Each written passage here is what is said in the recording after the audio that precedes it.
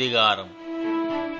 வரலாற்றில் யார் இருக்க வேண்டும், யார் இருக்கக்கூடாது என திருத்தவும் பொருத்தவும் ஆற்றல் வாய்ந்த அநீதிகளுக்கு இடையே பிழைத்திருக்கும் நீதி. இந்தியாவில் அதிகாரம், சமூக அதிகாரம், அரசியல் அதிகாரம் என இரண்டாக பிரிந்து கிடக்கிறது. சமூக அதிகாரம் தனி மனிதர்களை கட்டுப்படுத்தும் ஆற்றலுடையதாக கல்வி, காதல், திருமணம், யார் எங்கே இருக்க வேண்டும், யார் எங்கே வசிக்க வேண்டும், யாருக்கு எங்கே என்ன இடம் என தீர்மானிப்பதாக இருக்கிறது. சதுரங்க கட்டத்தில் அடுக்கி வைக்கப்பட்டிருக்கும் சிப்பாய்களாக, குதிரைகளாக, மந்திரிகளாக, யானை வலம் கொண்ட ராட்சத படைகளாக இருப்பது போல இந்தியாவில் அதிகாரம் ஒன்றன் மீது ஒன்றாக, ஒவ்வொரு மனிதன் மீது இன்னொரு மனிதனாக அடுக்கி வைக்கப்பட்டிருக்கிறது. சிப்பாயோடு சிப்பாயும், குதிரையோடு குதிரையும், யானையோடு யானை மட்டும்தான் போட்டியிட வேண்டும் என்கிற அறக்கட்டுப்பாடு சதுரங்கத்திற்கு கிடையாது.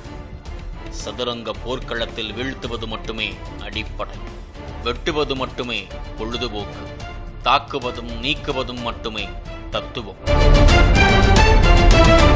வெள்ளையும் கருப்புமான நிறப்பிருகை போல பல்வேறு வேறுபாடுகளுடன் அடுக்கி வைக்கப்பட்டிருக்கும் அந்த சதுரங்கம் வரலாற்றின் சூதரங்கம். இந்தியா மனிதர்களால் ஆடப்படும் சதுரங்கம்.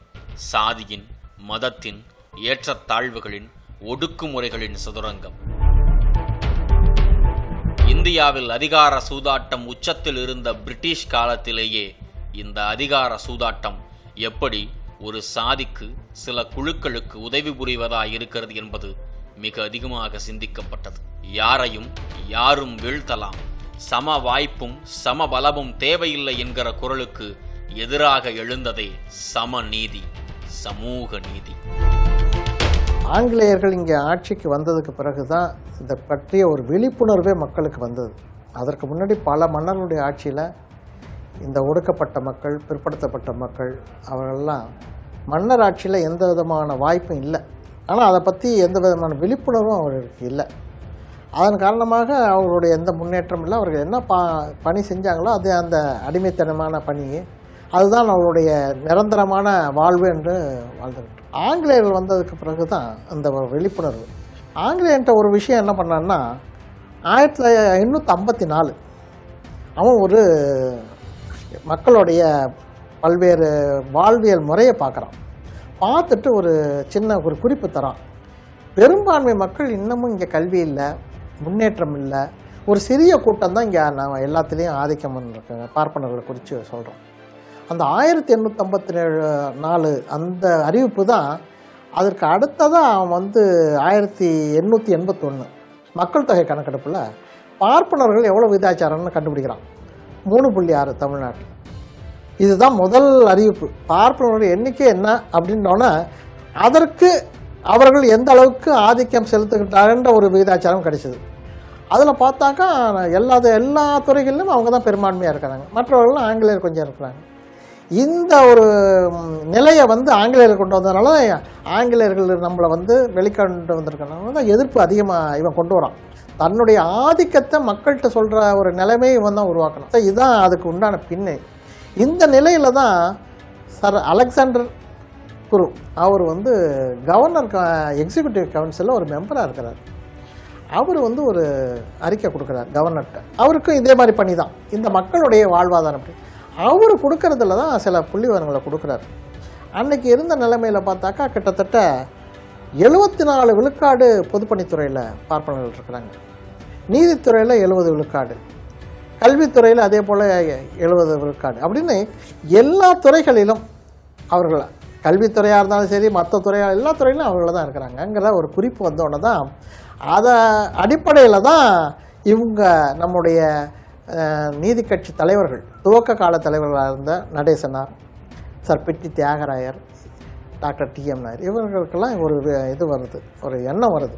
அப்போ இந்த பார்ப்பனர் அல்லாதாருடைய முன்னேற்றத்தை பற்றி அவங்க தான் முன்னெடுக்கிறாங்க. அதுலேயும் குறிப்பாக நடேசனார் தான் 1912 சென்னையில் வந்து படிக்கக்கூடிய மாணவர்களுக்கு ஒரு திராவிடர் மாணவர் விடுதின்னு அமைக்கிறாரு. ஏன்னா அது வரைக்கும் சென்னையில் வந்து அவங்கெல்லாம் வந்து படிக்கணும்னா இங்கே வந்து அவங்களுக்கு எந்த விதமான ஆதரவும் கிடையாது. ஏன்னா அந்தந்த பகுதியில் இருக்கக்கூடிய மக்களுக்கு யாருமே இங்கே வந்து தங்கி படிக்கக்கூடிய அளவுக்கு வசதியும் இல்லை, வாய்ப்பும் இல்லை. முதல் தலைமுறையாக உள்ளே வரும்போது எங்கே தங்குவாங்கங்கிறது தான் திருவல்லிக்கேணியில் அவ்வளோ விடுதி. இன்னமும் பல மேன்ஷன்ஸ் திருவல்லிக்கேணி இன்றைக்கி இருக்குன்னா அது அன்றைக்கி நடேசனார் போட்ட முதல் விதை தான் அது. அன்னைக்கு வந்து அவர் ஏற்பாடு பண்ணார். அதுக்கு பிறகு தான் 1916 தான் அந்த 3 தலைவர்கள், நான் சொன்ன 3 தலைவர்களுமே தென்னிந்திய நல உரிமை சங்கம், சவுத் இந்தியன் லிபரல் ஃபெடரேஷன் அப்படிங்கிற ஒரு அமைப்பை ஆரம்பிக்கிறாங்க. அதற்கான காரணம் நம்ம பார்ப்பனர் அல்லாத மக்களுக்கு கல்வி, வேலைவாய்ப்பு இதில் வந்து உறுதிய பிரதிநிதித்துவம் இல்லை. அப்போ இந்த மக்களுக்கான அந்த இது வரணும்னா இந்த ஆங்கிலேயர்கிட்ட நம்ம இதை எதிர்த்து நிறைய கேட்கணுங்கிறதுக்காக தான் அந்த அமைப்பை ஆரம்பித்து அவங்க பண்ணுறாங்க. நவம்பர் 1916 டிசம்பரில் ஒரு அறிக்கை வெளியிடுறாங்க. அதுதான் பார்ப்பனர் அல்லாதார் அறிக்கை, தான் மேனிஃபெஸ்டோன்னு.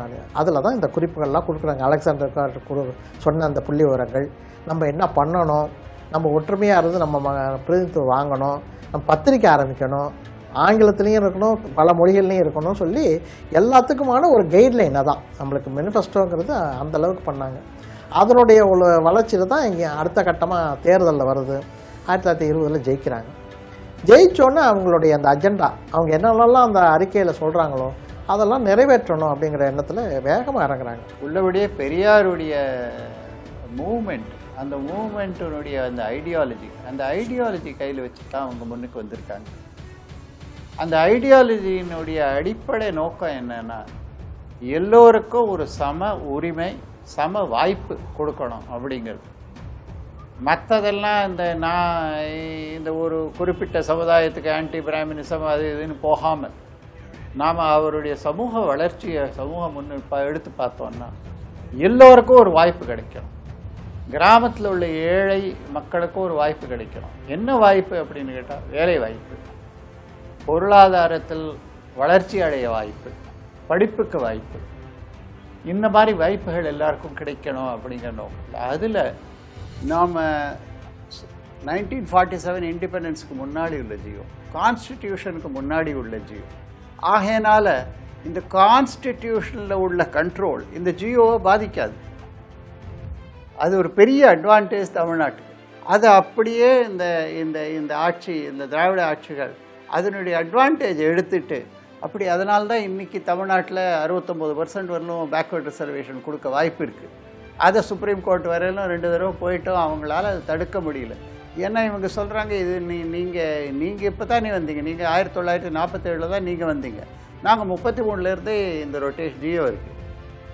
இப்போ எப்படி நம்ம கோயில்களில் பரம்பரை ரீதியாக வர்றதை நம்ம டிஸ்டர்ப் பண்ண முடியலையோ, சிதம்பரம் கோயிலில் டிஸ்டர்ப் பண்ண முடியலையோ, அதே மாதிரி இதை டிஸ்டர்ப் பண்ண முடியல. அது தமிழ்நாடுக்கு ஒரு பெரிய வாய்ப்பாக கிடைச்சது. அந்த வாய்ப்பை நல்லபடியாக பயன்படுத்திட்டாங்க.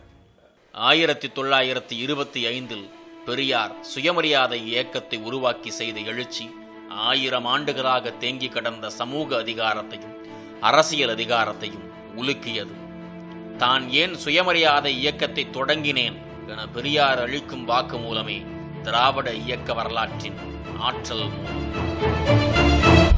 நாங்கதான் மனித சமுதாயத்தை மாற்ற வேணும்னு ஆரம்பிச்சோம்.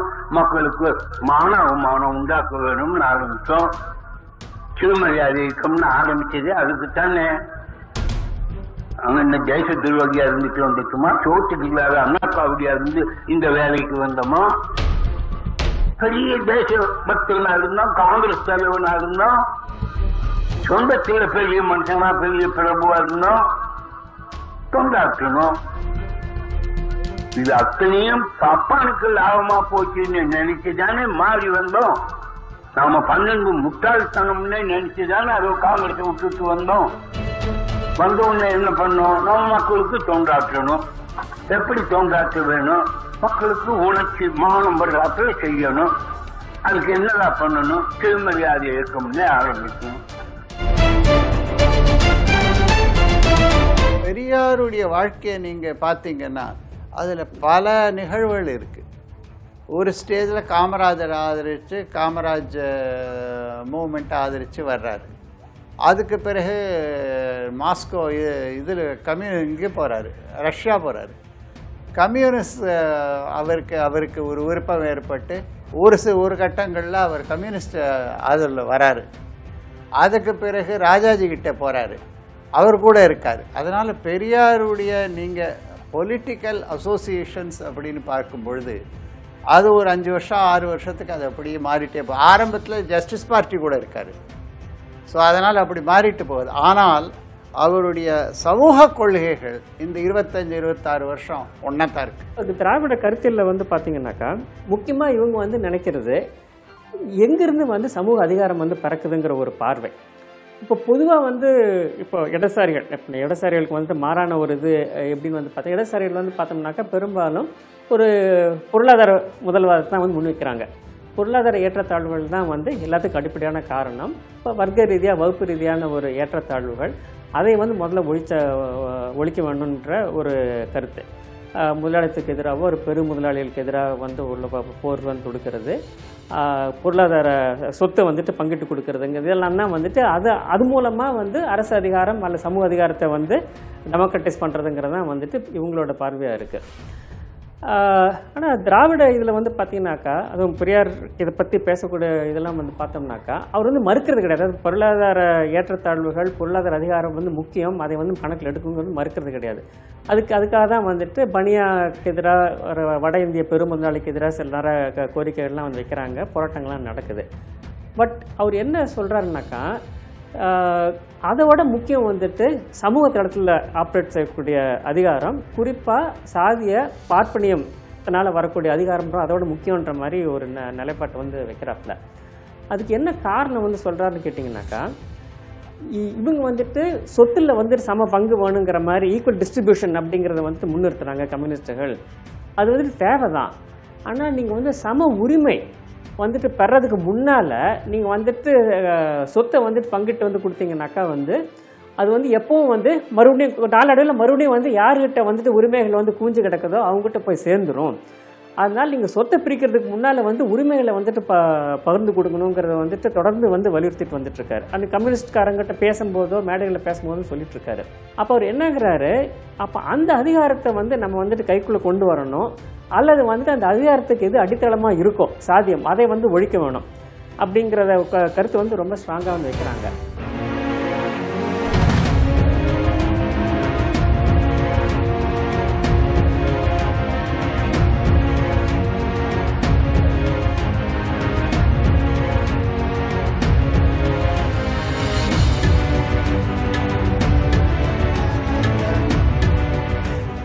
நீதிக்கட்சி ஆட்சியாலும் பெரியார் இயக்க பணிகளாலும் சமூக மாற்றங்கள் தொடங்கி இருந்தாலும் அண்ணா தொடங்கிய திமுக ஆட்சிக்கு வந்த பிறகே உண்மையான சமூக மாற்றங்கள் என்பது வேகமெடுத்தது.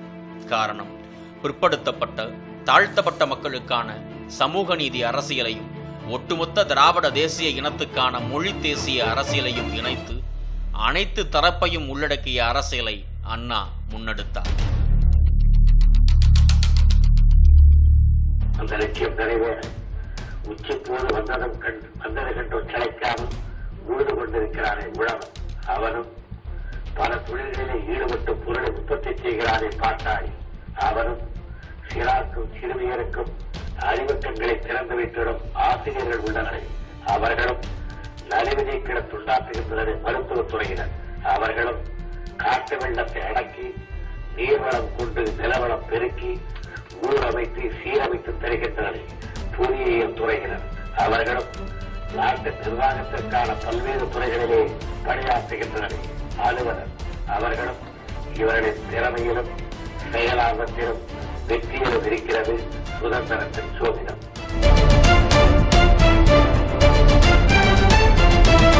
ஆட்சிக்கு வந்த புதுசுல 67 நீங்க ஆட்சியை பார்த்தீங்கன்னா, ஆட்சி அப்படின்னா பழைய பிரிட்டிஷ் ஆட்சி தாண்டி காங்கிரஸ் பிரிட்டிஷ்ட இருந்து ஆட்சி எடுக்கும் பொழுது அதே அந்த சிஸ்டம் அது வந்துட்டே இருக்கு. பழைய ஐசிஎஸ் ஆஃபீஸர்ஸ் அவங்க அங்கே 66 67 வரலையும் இருக்காங்க. மேலிருந்து ஆட்சி அரசாங்கம் எடுத்து சொல்லும். காமராஜர் இருந்தார், சி சுப்பிரமணியம் இருந்தார், ஆர் வெங்கட்ராமன் இருந்தார், பெரிய மேதைகள் மந்திரியாக இருந்தாங்க. அவங்க எடுத்து கொள்கைகளை சொல்லுவாங்க. அந்த கொள்கைகளில் ஆட்சி அதாவது ஆஃபீஸர்ஸ் செயல்படுத்துவாங்க. பெரிய மாறுதல் என்னன்னா 67க்கு அப்புறம், முக்கியமாக 69க்கு அப்புறம். ஏன்னா 67, 69 அண்ணா ஆட்சி ஒரு குறுகிய ஆட்சியாக, அவர் உடம்பு நிலை சிலையால் குறுகிய ஆட்சி ஆகிப்போச்சு.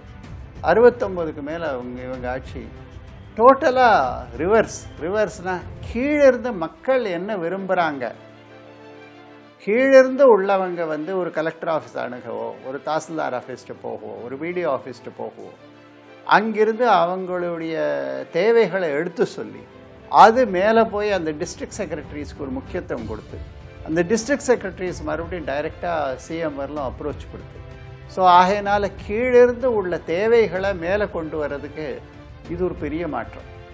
இது பெரிய மாற்றம். மேலேருந்து வர்றதுக்கு பதிலாக கீழிருந்து போய், ஸோ அதிகாரிகள் அந்த தங்களுடைய அணுகுமுறையை மாற்றிட்டாங்க. பப்ளிக்கு, அதாவது முதல்ல 69, 70லேயே கலைஞர் ஒரு திட்டம் கொண்டு வந்தார் எல்லா கலெக்டர்ஸ்க்கும். அதுக்கு பேர் அவர் மனு நீதி திட்டம் அப்படிங்கிறார். அழகான திட்டம். அதாவது திங்கட்கிழமை மனு, எல்லார்கிட்டையும் பப்ளிக் வந்தால் மனு வாங்கிக்கணும், அவங்களுக்கு ஒரு ஜஸ்டிஸ் கொடுக்கணும். அதுக்கு ஒரு மனுநீதி திட்டம் அப்படின்னு பேர் போட்டு வந்தாங்க. நாங்கள் எல்லாரும் உட்காரோம். அது முன்னாடி காங்கிரஸ் ஆட்சியெல்லாம் அந்த மாதிரி மனு வாங்குவோம், கேஷுவலாக இருப்போம். ஆனால் இது அரசு ஒரு செயல்பாடாக கொண்டு வந்தது அவர் தான். கிராமப்புறங்கள்லேருந்து ட்ரெடிஷ்னல் ஆக்குபேஷன்ஸ்லேருந்து வெளியில் வர்றதுங்கிறதான் வந்து ஒரு சமூக நீதிக்கு உண்டான ஒரு முக்கியமான வழிங்கிறத வந்துட்டு முன்வைக்கிறாங்க. இது வந்துட்டு ஒரு இடதுசாரி கருத்திலேருந்து ரொம்ப வித்தியாசப்படுது. ஆனால் இதுக்காக வந்துட்டு இவங்க தொடர்ந்து வந்து பொருளாதார அதிகாரத்தை வந்து என்றைக்குமே மறுக்க கிடையாது. இவங்களும் தொழிற்சங்கத்தை வந்து கட்டுறாங்க, போராட்டங்கள் நடத்துகிறாங்க, இடதுசாரிகள் எங்கெங்கெல்லாம் வந்து போராட்டம் பண்ணுறாங்களோ இவங்களும் அது சாதகமாக வந்து இது பண்ணுறாங்க. பட் அவங்க தொடர்ந்து அவங்க சொல்லிட்டு வர்றது என்னன்னாக்கா, இது வந்துட்டு இது வந்து செகண்டரி தான். அது பிரைமரி வந்துட்டு காஸ்ட், அபாலிஷன் ஆஃப் காஸ்ட்னால வரக்கூடிய அதிகாரங்கிறத வந்து தொடர்ந்து சொல்லிட்டு இருக்காங்க. அப்போ அந்த காஸ்ட் அபாலிஷன் எப்படி இதாகுதுனாக்கா வந்துட்டு எஜுகேஷன் இருக்கிற மோனோபொலியை வந்து உடைக்கணும். இத்தனை நாள் வரைக்கும் வந்துட்டு கல்வியை வந்துட்டு மறுக்கப்பட்ட சமூகங்களுக்கு வந்துட்டு கல்வி போய் சேரணும் அப்படிங்கிறது வந்துட்டு ஃபர்ஸ்ட் இது. ஸோ கல்வி மூலமாக வந்துட்டு மாடர்ன் நவீன தொழில்துறை அல்ல வந்து பொது தளத்துக்குள்ளே வந்து நம்ம வந்து இறங்கணும். அங்கே இருக்கக்கூடிய அதிகாரத்தை வந்து டெமோக்ரட்டைஸ் பண்ணணுங்கிறது தான் வந்துட்டு ஒரு முக்கியமான இதை வந்து பார்க்குறாங்க. காஞ்சிபுரம் மாவட்டம் உத்திரமேரூர் சட்டமன்ற தொகுதிக்கு உட்பட்ட மானாம்பதி கிராமத்தைச் சேர்ந்த ஓய்வு பெற்ற ஆசிரியர் சுந்தரம் தமிழரசு. இவரது மாணவர் பிரவீன். வெவ்வேறு குடும்ப பின்புலம், வெவ்வேறு சமூக பின்புலத்தைச் சேர்ந்த இவர்கள் 3 தலைமுறையைச் சேர்ந்த ஆசிரியர்கள். 1954ஆம் ஆண்டு ஆசிரியர் பணிக்கு வந்த சுந்தரத்திடம் மாணவராக இருந்தவர் தமிழரசு. தமிழரசுவிடம் மாணவராக கல்வி பயின்றவர் பிரவீன். ஆசிரியர் பணியோடு சேர்ந்து மாணவர்களுக்கு சமூக விழிப்புணர்வுகளையும் கற்றுக் கொடுத்து வரும் இவர்கள் பெரியார், அண்ணா, கலைஞர் இவர்களால் ஏற்பட்ட பிற்படுத்தப்பட்ட, தாழ்த்தப்பட்ட மக்களுக்கான அரசியல் எழுச்சியே தங்களுக்கு உணர்வை ஊட்டியது என்றும், அடுத்த தலைமுறைக்கு அரசியலையும் சமூக விழிப்புணர்வையும் கடத்த வேண்டும் என்கிற உணர்வை தந்ததாகவும் பகிர்ந்து கொள்கிறார்கள். 1954ஆம் ஆண்டு ஆகஸ்ட் 13ஆம் தேதி நான் சங்கை மாவட்ட கழகத்தில் மானாம்படி உயர்தொடக்க பள்ளியாக இருந்த பொழுது இடைநிலை ஆசிரியராக பணியில் சேர்ந்தேன். அப்பொழுது உயர்ஜாதியினருக்கு மட்டுமே அந்த வேலை கிடைப்பக்கூடிய சூழ்நிலை தான் இருந்தது 1962க்கு முன்னாலே. அதுக்கு பிறகு இடஒதுக்கீடு கலைஞரோட ஆட்சியில் கிடைக்கப்பட்ட பிறகு பிற்படுத்தப்பட்டவர்கள், மிகவும் பிற்படுத்தப்பட்டவர்கள், தாழ்த்தப்பட்டவர்களுக்கு வேலை கிடைப்பதற்கு ஒரு நல்ல வாய்ப்பு கிடைத்தது என்பதை உறுதியாக சொல்லலாம். எல்லோரோடும் பழகக்கூடிய ஒரு வாய்ப்பு கிடைத்தது. பொதுமக்கள் அதிகாரிகளிடத்தில் நெருங்கி பழகக்கூடிய வாய்ப்பு இருந்தது. அதுக்கு முன்னால் ஒரு வட்டாட்சியரை பார்ப்பது என்று சொன்னாலே ரொம்ப கஷ்டமாக இருக்கும். பியூனை பார்த்து அப்புறம் அங்கே இருக்கிற பார்த்து அப்புறம் தான் வட்டாட்சியரை பார்க்க முடியும். இதற்கு பிறகு 67, 69 காலகட்டத்தில் ரொம்ப எளிமையாக்கப்பட்டது. நிர்வாகம் என்பது மக்களிடத்தில் கொண்டு செல்லப்பட்டது. மக்களால் நிர்வகிக்கப்படக்கூடிய ஒரு சூழ்நிலை ஏற்பட்டது. ஊராட்சிகளிலே அப்பொழுதெல்லாம் ஒரு ஜாதியிலே முக்கியஸ்தர்களாக இருப்பவர்கள் மட்டும்தான், வசதி படைத்தவர்கள் மட்டும்தான் பொறுப்பாளர்களாக வரக்கூடிய ஒரு வாய்ப்பு அதுக்கு முன்னால் இருந்தது. அப்படி ஒரு தேர்தலே இருக்கிற மாதிரி கூட சில ஊராட்சிகளில் கிடையாது. அந்த தேர்தல் நிலவரத்தை மற்றவர்களுக்கும் அறியும்படி செய்து தேர்தலிலே எல்லா இனத்தவர்களும் பாகுபாடின்றி சமுதாயத்தில் எல்லோரும் வரக்கூடிய பொறுப்பு வரக்கூடிய வாய்ப்பு இருந்தது என்று சொல்லலாம். எளிமையாக சட்டமன்ற உறுப்பினர்கள் கூட எளிமையாக காட்சியளித்தார்கள். ஒன்றை உதாரணத்துக்கு ஒன்று சொல்ல வேண்டுமென்றால், இந்த உத்தரமேரூர் சட்டமன்ற தொகுதி உறுப்பினராக நம்முடைய கமலாதிபுரம் KM ராஜகோபால் அவர்கள் இருந்தார்கள். உங்களுக்கு நான் சொல்லக்கூடிய விஷயம் அதிசயமாக இருக்கலாம். அவர் சட்டமன்ற தொகுதி உறுப்பினராக இருந்து கோடிக்கணக்கில் சம்பாதித்தவர்கள் இருக்கிறார்கள். சட்டமன்ற உறுப்பினருக்கு திமுக கழக தலைமையினாலே பொதுமக்கள் முன்னிலையிலே நிதி கொடுக்கப்பட்டது அவருக்கு. காஞ்சிபுரம் கச்சிபேஸ்வரர் ஆலயத்தின் முன்னாலே பொதுக்கூட்டம் நடத்து கலைஞர் கையினாலே இந்த தொகுதி எம்எல்ஏ இருந்த KM ராஜகோபால் அவர்களுக்கும் வாலாஜாபாத் ஒன்றிய கழக செயலாளராக பணியாற்றிய மசால்வடை சீனிவாசன் என்கின்ற சொல்லுவருக்கும் 50,000 2 பேருக்கும் பொது மேடையிலே கழகத்திலிருந்து நிதி கொடுக்கப்பட்ட வரலாறு. அவ்வளோ எளிமையாக இருக்கிறவர்கள் தான் அதிகாரத்துக்கு வந்தார்கள். அவருடைய திருமணம் ஒன்று நடந்தது. அவர்கள் வீட்டு KM ராஜகோபால் வீட்டு திருமணம். கமராஜபுரம் ஏரியிலே பந்தல் போட்டார்கள். அமைச்சர் அவர்களுக்கு என்ன பரிமாறப்படுகிறதோ அது நரிக்குறவருக்கும் பரிமாறப்பட வேண்டும். அமைச்சர் எப்படி உட்கார்ந்து சாப்பிடுகிறாரோ அப்படி நரிக்குறவரும் உட்கார்ந்து சாப்பிட வேண்டும் என்று அந்த KM நினைத்து அப்படி செய்தார்கள். நெசவாளர் குடும்பத்திலே தோன்றியவன் நான். சொந்த உழைப்பினாலே எனது கல்வி பணியை தொடர்ந்து ஆசிரியர் பணிக்கு முயற்சி செய்து அந்த ஆசிரியர் பணியை மேற்கொண்டேன். திருப்பெரும்புதூர் வட்டம் சோமங்கலம் கிராமத்திலே எனது ஆசிரியர் பணியை முதலாக 1967 தொடங்கினேன்.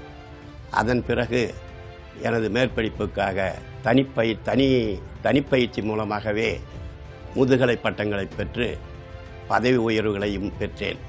அந்த பதவி உயர்வுகள் பெறுவதற்கு முக்கியமான ஒரு அமைப்பு என்று சொல்லப்போனால் திராவிட முன்னேற்றக் கழகத்தை உருவாக்கிய அறிஞர் அண்ணாவின் தலைமையிலே அமைக்கப்பட்ட திராவிட முன்னேற்றக் கழகத்தினுடைய ஆட்சியும் அவர் வழியில் வந்த டாக்டர் கலைஞருடைய தமிழ் ஆர்வமும் தமிழுக்கு அவர் செய்த தொண்டும் எங்கள் வளர்ச்சிக்கு மிகவும் வித்தாக அமைந்திருந்தது. 1967 அதற்கு பிற்பட்ட அந்த காலத்தில் அறிஞர் அண்ணா அரியணை ஏறிய காலத்திலே ஒவ்வொரு துறை, அதாவது ஒவ்வொரு பிரிவினருக்கும் ஃபார்வேர்டு என்று சொல்லுகின்றவர் BC பின்தங்கியவர், மிகவும் பிற்படுத்தப்பட்டோர் என்று, அதுக்கு அடுத்து தான் அந்த மிகவும் பிற்படுத்தப்பட்ட அதாவது SC என்று சொல்லுகின்ற ஆதி திராவிடர்கள் என்ற பல பிரிவுகளை வைத்து அதாவது பணிக்கு வருகின்றவர்களுக்கு அந்தந்த பிரிவுக்குரிய இடத்தை கொடுத்துட்டு பிறகு வேறு பிரிவில் இடம் இருந்தால் மற்றவர்களை எடுத்து பயன்படுத்தினார்கள். அதனால் உதாரணமாக ஃபார்வேர்டு என்று சொல்லுகின்ற முன்னணியில் உள்ளவர்களுக்கு 10% என்றால் அந்த 10% இல்லை என்று சொன்னால் பிற்படுத்தப்பட்ட பகுதியிலிருந்து எடுத்துக்கொண்டு அதை செய்தார்கள். அதுபோல் அப்போது பின்தங்கியவரும், அதாவது மிகவும் பிற்படுத்தப்பட்டவர்களெல்லாம் அதிகமாக கல்வி அறிவு இல்லாத இருந்ததுனால மற்ற ஒரு பிரிவிலிருந்து இன்னொரு பிரிவுக்கு எடுத்துக்கொண்டு ஈர்க்கப்பட்டு அவர்களுக்கு பணி வாய்ப்பு வழங்கப்பட்டது. ஒரு தலைமுறையைச் சேர்ந்த வகுப்பினர் படித்து முன்னேறி வரும்பொழுது தாங்கள் வாழும் பகுதிக்கான அரசியலை, தேவைகளை முன்னெடுக்கும் பணியை அவர்களே தங்களுக்குள்ளாகவே அமைப்புகளை உருவாக்கி தொடங்கி விடுகிறார்கள். என் பேர் பிரவீன்குமார். காஞ்சிபுரம் மாவட்டம் உத்தரமேரூர் வட்டம் மானாமதி கிராமத்தை சேர்ந்தவர். நான் 12ஆம் வகுப்பு முடிச்சுட்டு டீச்சர் ட்ரைனிங் படித்து முடிச்சுட்டு அதுக்கப்புறம் டீச்சராக இருக்கேன். நான் 1998 எனக்கு டீச்சர் ட்ரைனிங் கிடச்சிது. படிப்பெல்லாம் நான் எங்கள் ஊர் மானாமதி ஊராட்சி அரசினர் மேல்நிலைப் பள்ளியில் தான் படித்தேன். நான் படித்து முடிச்சுட்டு BCom ஜாயின் பண்ணிட்டேன்.